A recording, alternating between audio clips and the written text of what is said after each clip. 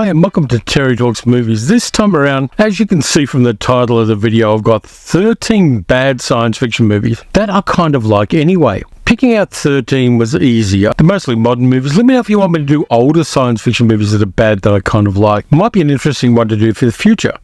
So I've got 13 of them, and 13 is a nice transgressive number, so I thought I'd go with that. But before I start, I want to talk about the thing that always comes up when people talk about bad movies. There are a lot of people that go, turn off your brain and you will enjoy it. I don't turn off my brain. I think I might have a couple of times when I had a general anaesthetic for a colonoscopy, but as a rule, my brain is a 24/7 operation. I'm not going to turn it off for anything. What I can do in order to enjoy bad movies is put it into a different mode, put it into a different gear, put it into a different range of thought, and then enjoy the bad movie. I think that's a better way to go about it. The idea of being able to turn off your brain is quite disturbing to me, but it will change cerebral modes in order to watch a movie which isn't very good but has some amusing and entertaining aspects to it. And on that note, I'm going to start with a movie that came out in 2007 as part of a duology of movies which fit together really nicely. I actually saw both of them in the cinema, full length, back to back, which was kind of fun. So it's forgotten now, which is a bit of a shame. It's Robert Rodriguez's Planet Terror, which is about a viral outbreak of zombieism, and it goes to town and it's mad as hell. Of course, it is part of that duology with Quentin Tarantino's Death Proof. All done in the style of a 1970s grindhouse double feature. They even damaged prints of the movie in order to get the grindhouse old print feel about it, and cut little bits out of it so that it looked like the film had broken and then been edited together. All of that kind of vibe about a particular time in a particular kind of cinema, which is never going to come again. And I like this. Planet Terror is interesting. It just goes balls to the wall. It doesn't make any logical sense for most of the movie, but it's relentlessly entertaining. And of course, it's got the trailers attached to it. This is actually a 2-disc version of this, which has the extended Grindhouse movie version. It says Planet Terror, the clean version, whatever that means. Feature commentary with Robert Rodriguez, and then the second disc has all of the extras, including an international trailer. So great to have that. I've also got Death Proof, which is very much a different movie, and I enjoyed them both, even though they weren't particularly highly regarded at the time they came out. Maybe because a lot of the critics who reviewed it weren't the kind of people who saw grindhouse movies in the 1970s. I was fortunate enough to be a person who saw grindhouse movies in the 1970s, so I was totally on board with it. Now, I also have some merch from this, and it's a particular kind of merch. This merch is so old and dusty that the plastic has gone yellow. It is deteriorating. It's my Quentin Tarantino action figure from Planet Terror. And yes, the plastic is disintegrating. I may well have to take it out of the plastic at some stage and just pose it somewhere. But there's not many people got a Quentin Tarantino action figure, but I do. And I like it. And I like the movie. And I will enjoy the movie again. Second one is, it's got nudity in it. I'll warn you up front, it's got nudity in it. Dusty substances. And it's a sequel to, it's actually it's a second sequel, so a third movie in a series from 2010. Not a lot of people saw this, but it's fun. It's very much in the style of a 70s grindhouse movie again. It is Piranha 3D. Now, this is the 3D Blu-ray, but it does play on a normal Blu-ray player. And it's set in a lake where there's a summer vacation. Everybody's going to the lake. There are boats on there. There are people on paddleboards. There are people on floaties.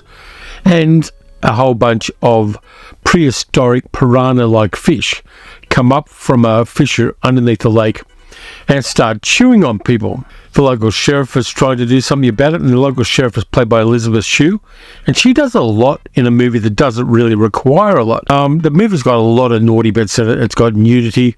It's got a piece where a man's gentleman's equipment gets bitten off by piranhas and is seen floating through the bloody water and sinking down below camera level. It's that kind of movie. I like that kind of movie sometimes. Of course, the prehistoric fish is the science fictional aspect of it. Prehistoric cavemen, prehistoric fish. It's all science fiction in its own sweet way. It's got the perfect cover too. Have a look at that. That just works as a cover. If you're in the mood for a certain kind of meatball horror action flick, you got to go with something like this. I like it, even though it is a bad science fiction movie. It would have been nice to see it in 3D. I never have, but 3D underwater effects of various parts of human bodies floating down in the water would have been a really nice use of a very gimmicky kind of thing. 3D is essentially a very gimmicky addition to cinema. It's never going to take over cinema. It was never going to take over cinema. It still has its moments where it's really cool to have 3D effects. And that movie has it. Next one came out about a year ago from Umbrella Entertainment. It's in their Beyond Genres, Volume 24. And again, it's a sequel, but it's a mad sequel to the 1976 King Kong. And it's 1978's King Kong Lives, with Linda Hamilton, Lance Kerwin in it, directed by John Gilliman. And there's a nice essay about the career of John Gilliman and the kinds of movies he made. Very weird man to be a movie director.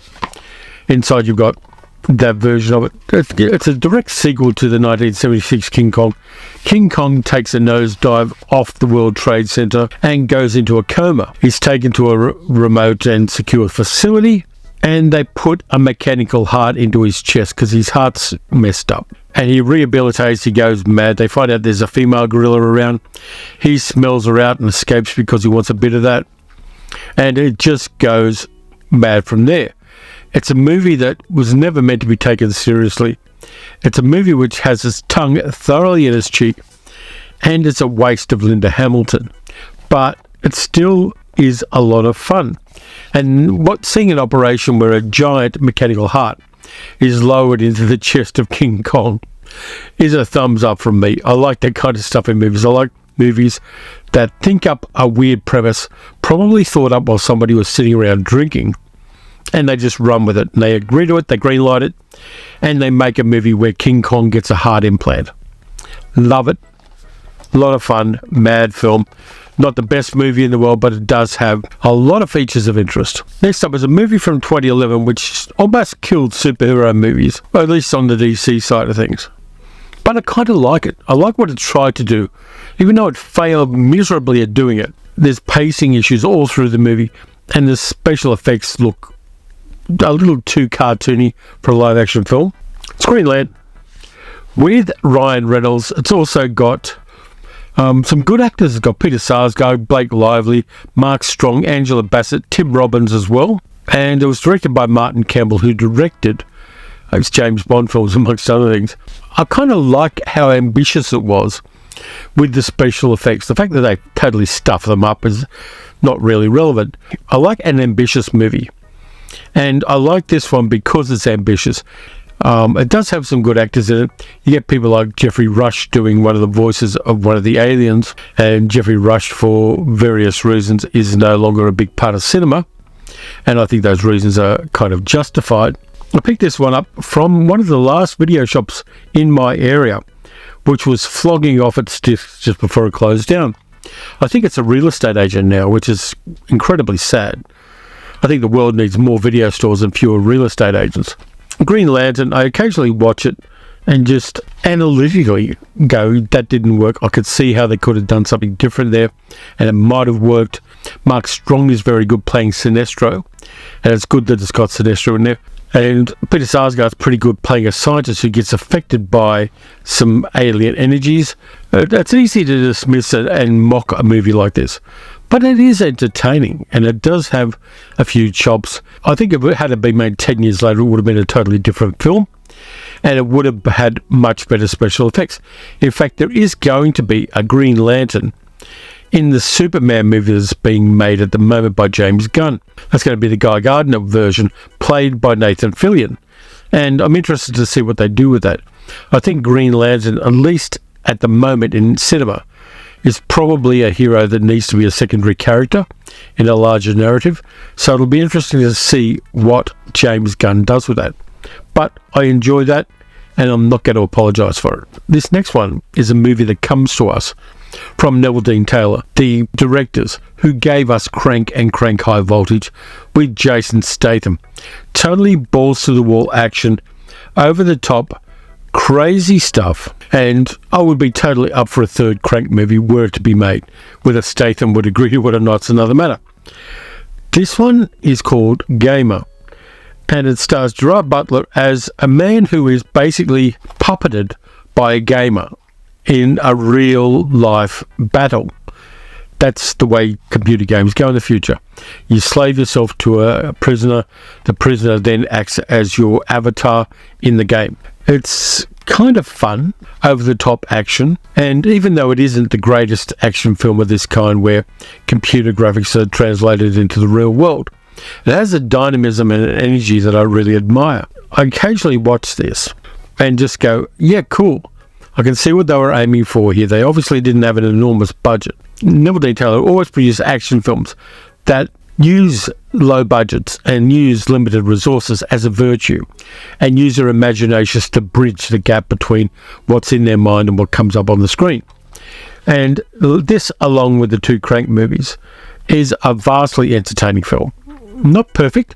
I think Gerard Butler never gives his acting A-game to anything. Whether it's still there or not, I don't know, but it just often doesn't happen. Nonetheless, I enjoy Gamer, and I'm glad I picked up a copy of this. I think it was about $1 in an op shop, and at $1, good price for an entertaining, if somewhat forgettable movie. Next one I got for you is one of two Frank Henenlotter movies. The first Frank Henenlotter movie I ever saw was, of course, Basket Case, and I saw it in the old Valhalla Cinema in Richmond here in Victoria, which was an encore cinema. It showed lots and lots of cult films, and the cinema was an antique at the time. It's now no longer a cinema. I went in there, I was watching Basket Case, enjoying it. I like Basket Case. And I looked down, and they had those little lights at the end of the rows so that people could see the way out if they needed to go to the toilet. And in the light shining down on the floor from the end of the row, I saw cockroaches crawling across my feet. Perfect for a cult film. But this one is somewhat different. And it's a variation on Mary Shelley's Frankenstein. Of course it is. Frankenhooker, which I like. It's from 1990, and it's one of those 1990 VHS era movies where they just produce product, they produce outrageous stuff. There's a lot of really good physical makeup effects in this. It's a story about a mad guy called Jeffrey, whose mother's played by Louise Lasso, who was once married to Woody Allen. And he does weird science experiments. He has a girlfriend, he accidentally kills her. And he goes on this mission, which is very much like The Brain That Wouldn't Die, where he's trying to find a new body for his girlfriend. And he finds the body of a sex worker. And his girlfriend starts taking on some of the aspects of a street sex worker. Totally outrageous, totally transgressive. There is some nudity in it. I like the back cover blurb on this as well. Some assembly required. When I'm in a vulgar mood, I will watch movies like this and totally love them. And Frankenhooker is a great piece of a certain era in exploitation cinema where the sky was the limit. And I really appreciate it for that. The next one's another sequel. But I kind of like it. I think that it should have had a bigger budget, and it should have been somewhat more fun than it is. Escape from LA. Kurt Russell, Snake Plissken. It's got Pam Grier playing a transgendered mercenary. It's got Steve Buscemi in it. It's got Peter Fonda in it. It has Cliff Robertson playing the president of the US.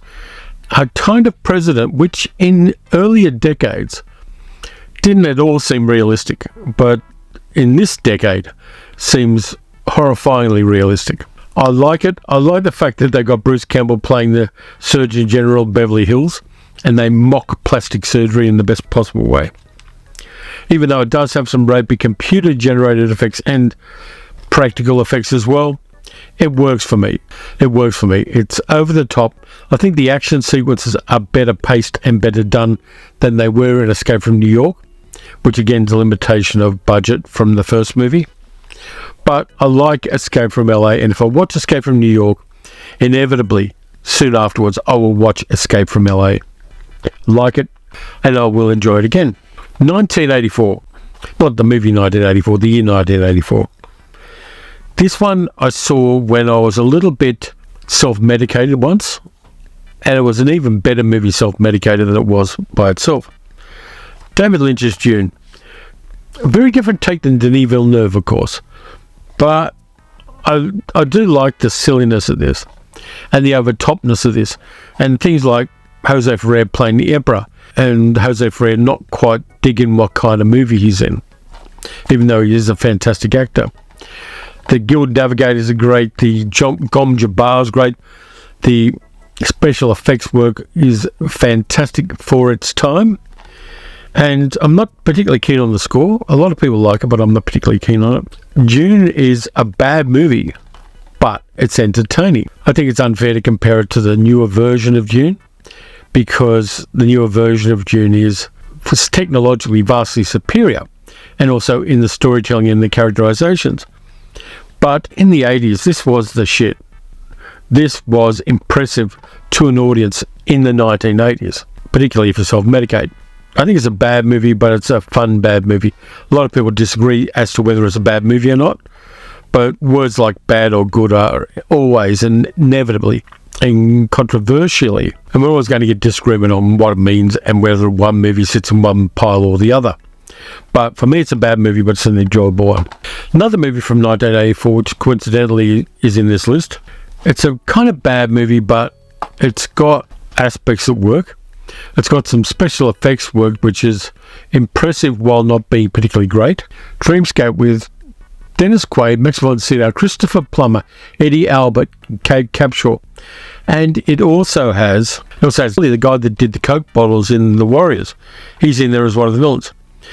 It's about a guy called Alex, played by Dennis Quaid, who's a psychic and who is potentially weaponized by the US government in a secret project, which is basically mind-rogering the president, played by Eddie Albert. And it works, but it's still not a great movie. I think again the budget wasn't as big as it should have been for this, and I think the script needed a couple more iterations before it really nailed itself. But not a particularly great movie, but still entertaining, and in its own way somewhat unlike anything else of the time. You can argue that it has parallels with a movie like De Palma's The Fury, but it is something of itself and it's got its own style about it, and I like it. This one is my vulgar pleasure. Science fiction movie, big subject, world-shattering events are happening, and somebody has to go and fix it. Aaron Eckhart, Hilary Swank, Delroy Lindo, Stanley Tucci, The Core. I've talked about The Core on the channel before, and even though the science isn't great, I love it. I think it's an old-style science fiction adventure movie with world-shattering consequences and people hacking the planet, and I like it a lot. I think it hits the ground running. Right from the start, you get weird events happening around the world. You get Aaron Eckhart's scientists dragged into a team. Weird, eccentric scientists, one of whom is played by Delroy Lindo, and a science popularist played by Stanley Tucci, who used to be close friends with Delroy Lindo's character. It's just totally balls to the wall action, and again, not like other films. There are other movies that handle world-shattering events. I can think back to 1965's Crack in the World, for instance.